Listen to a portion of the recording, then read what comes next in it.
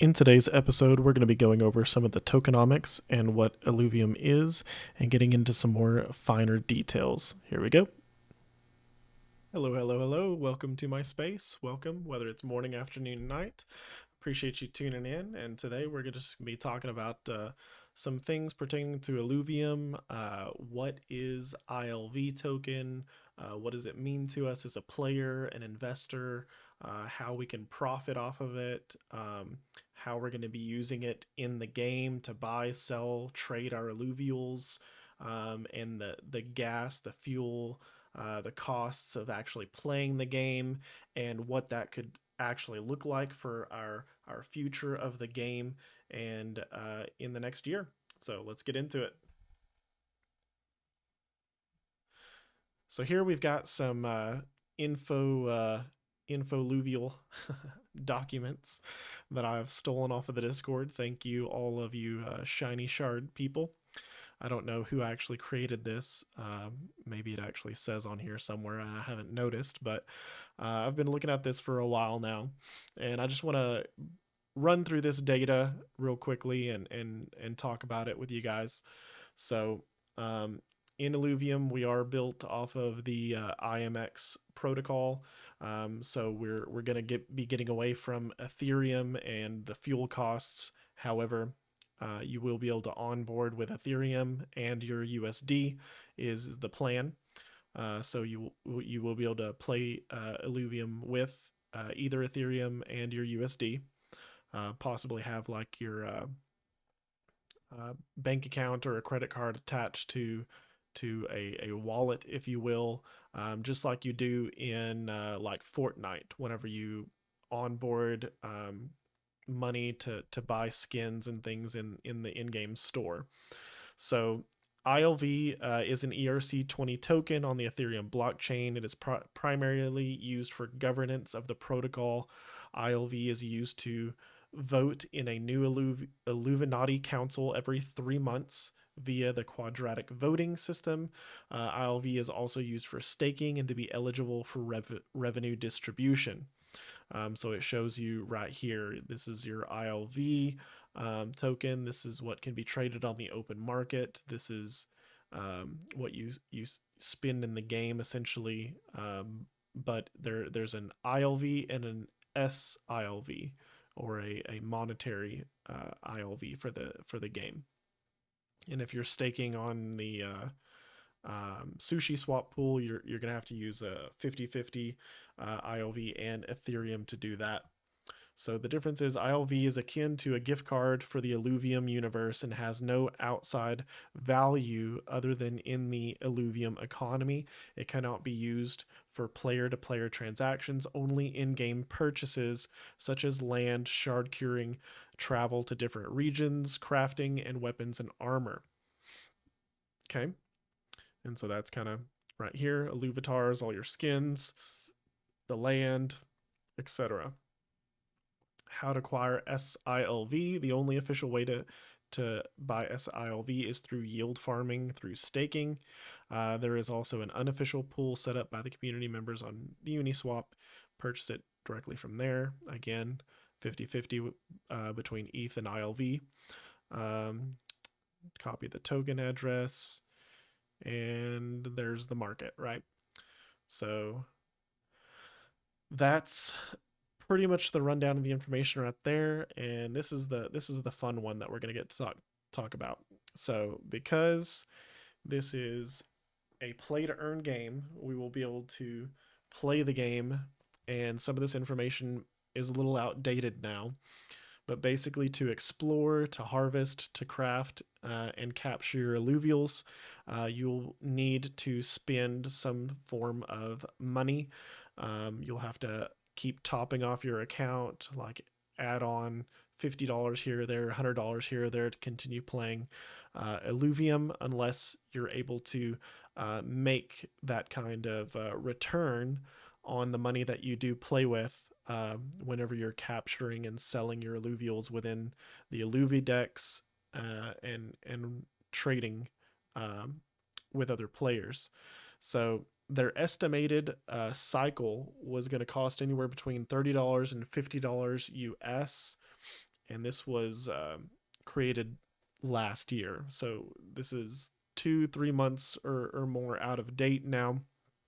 We've had a recent Q&A with Kieran um, on YouTube, where he actually mentions that they believe these prices are going to be possibly as low as $2 per travel whenever you go explore any of the zones, and whenever you harvest, craft, and cure a shard. Like, all of these expenses, all of these fees will be roughly $2, $3.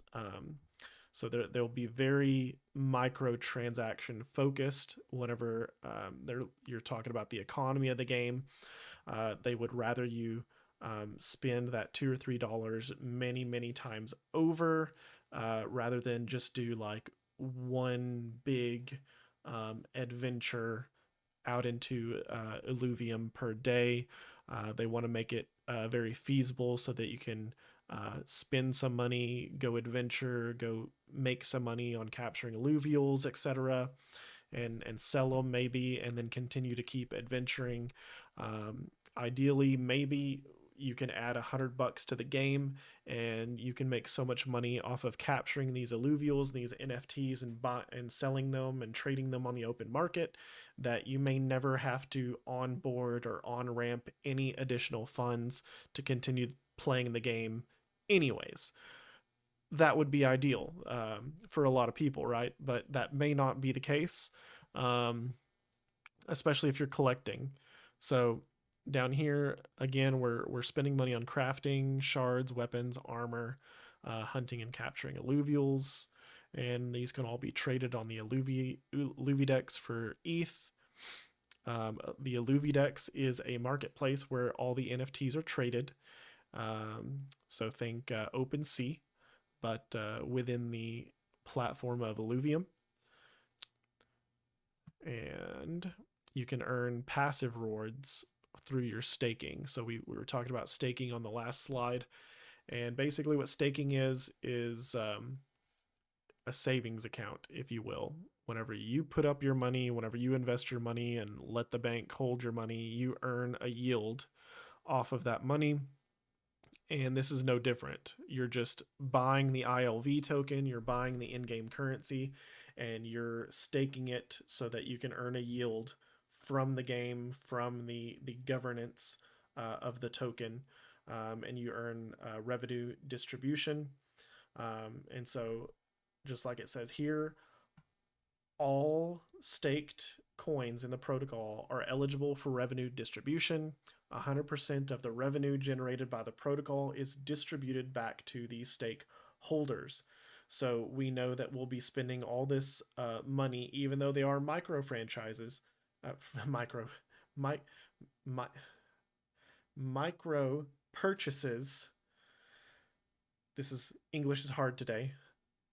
Within the game, so on shards, weapons, armor, and we will be able to gamble and bet our Ethereum and our ILV within the Leviathan arena, kind of like what it shows right here underneath this graphic with Squeaky Puff and Sith Lord betting 5.65 ETH on this one battle, which seems pretty ridiculous. But maybe somebody does one day, and that would be a nice screenshot to have.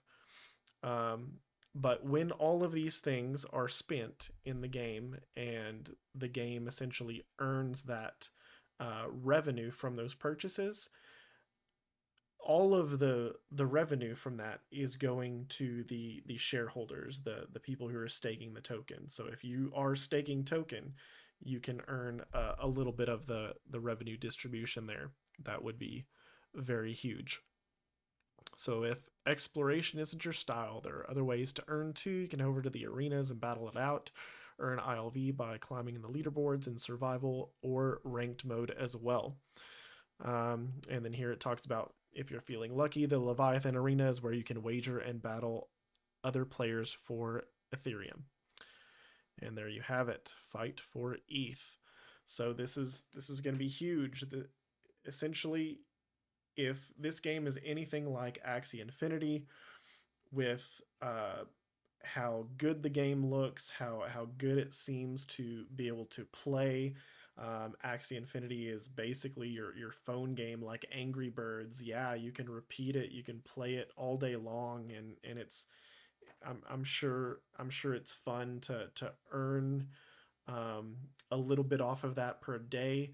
But again, in Axie Infinity and all these other games, you are maxed out at your earning potential each day. So I believe they just changed the system so you can only battle like 60 times per day, and you can't even adventure anymore. And other games like Krabata or whatever it's called. You're on a timer. You can send out your crabs to go uh, on these adventures and gather materials and rewards and bring them back to you. But that takes 4 hours for them to travel and do that task, and then people can raid you and steal some of your profits in a battle. And all those are pretty interesting, but they're all set on timers. They're all based on the premise that they want to cap how much their users can actually make. And so whenever their market goes up and down, that affects everything. Whereas here, we're being told that these are the fees that it's going to require to continue playing, but you will essentially be given an open world like World of Warcraft. You can venture out into, go explore, go buy a bunch of shards, cure a bunch of shards, and then go capture 30 alluvials, and then return home and put them all on the marketplace and sell them. And then I could go out and do it all over again. If I have the time to play, you can just continue playing the game, essentially.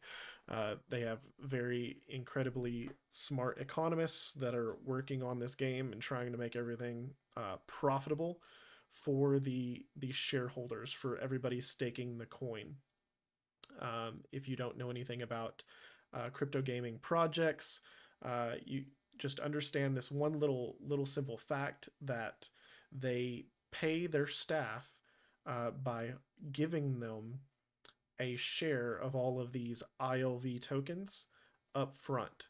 So the better off the game does, the more money the game makes, the more they get paid, the more their ILV token are worth. So whenever we're talking about staking our own ILV as players, as investors looking at this game, that benefits us too. And you can get in a big chunk of that pie. Think about the Pokemon franchise. If this is to become the next big franchise like Pokemon, but for blockchain, but for cryptocurrency, and this is just the tip of the iceberg. They're planning on creating new additional games. They may create a MOBA in a few years. They may create an MMORPG out of it in a few years. They could create a dating game, as Aaron says in a couple of his interviews. The sky's the limit. They can do whatever they want. There will be additional games that come out beyond Illuvium, that we get within the year, and every single one of these games will be built and use the ILV token, right? So our investment now will be beneficial even to all of the additional games, etc., that come out too. They will all be using the same tokenomics as this game, and so that will be huge. That will be like owning like Scoriox on his channel. I'll link that video below. He shares some really good information as well, but he compares it to like owning a token, if you will, that Blizzard created. So you've got the Blizzard suite of games that you can download and play from their Play Store, and think about all the money, all the revenue that each one of those games bring in, and owning like a share, a staking share of all of that revenue. Like that would be That'd be huge. There will be able to be money made off of this game. I'm sure all of the foreigners overseas, just like they went crazy with Axie Infinity, that this may be even bigger for those smaller countries as well. So we will see a lot of players from overseas possibly playing this game and possibly making it like their full-time job, full-time income. So now that you are armed with this information, I hope that you are able to make some intelligent decisions and save some money, invest where you see fit. Um, there will be a new video that I'm coming out with soon talking about land as well. So if you're interested in investing in land and having a asset that earns you passive income as well within the game, not just with the staking rewards. We'll go over that in a new video, but this one was getting too long and I didn't want to add that information in here. So we'll see you in the next one. Thank you. Welcome to my open space. Welcome to